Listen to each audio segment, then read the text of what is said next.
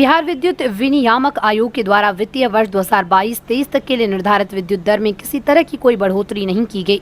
Bihar industry association के द्वारा इस आदेश का स्वागत किया गया है।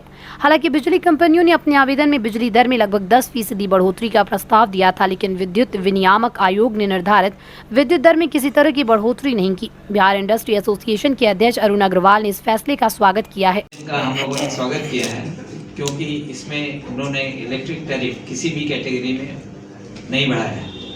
उन्होंने बिजली बोर्ड की जो डिमांड थी उसको उन्होंने नहीं माना और हम लोग की डिमांड को कुछ हद तक माना।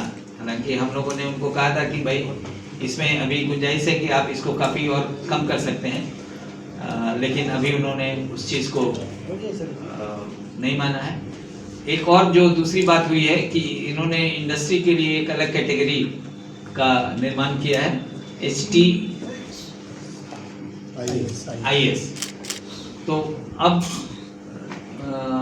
बिहार में सभी कैटेगरी को STS को छोड़ करके सभी को सब्सिडी दी जा रही थी। सरकार का ये कहना था कि कमर्शियल, रेजिडेंशियल, इंडस्ट्रियल तीनों ही इस STS कैटेगरी में आते हैं, तो इसलिए हम यदि इंडस्ट्री को देते हैं तो हमको सभी को देना पड़ेगा। तो इस बार जो है STIS करके इंडस्ट्री के लिए एक अलग कैटेगरी कर दी गई है। तो उम्मीद है कि इससे आने वाले समय में इंडस्ट्री को इसका फायदा सरकार दे पाएगी।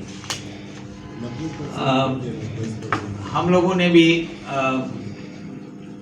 एक देश एक विद्युत दर की डिमांड को हम लोग भी सपोर्ट करते आ रहे हैं और जब तक वो ये लागू नहीं होता है तब तक हम लोग कहते हैं कि सरकार को इंडस्ट्री के बारे में जरूर सोचना चाहिए, चाहे वो LTIS हो चाहे STIS हो।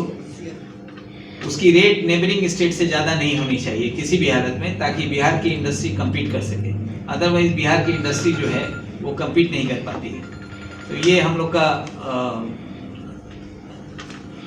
सारा सजेशन था सरकार को और इस पर जो डिसीजन पर हम लोग का ये मंतव्य था।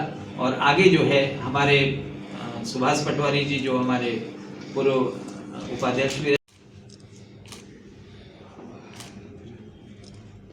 बोलना शुरू कराओ, स्टार्ट कीजिए सर।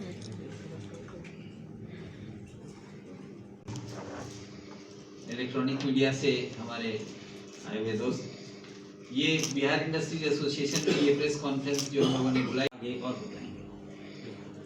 हम लोगों का जो विद्युत दर है उसमें सबसे ज़्यादा मुद्दा ये रहता है कि उद्योगों बोलना शुरू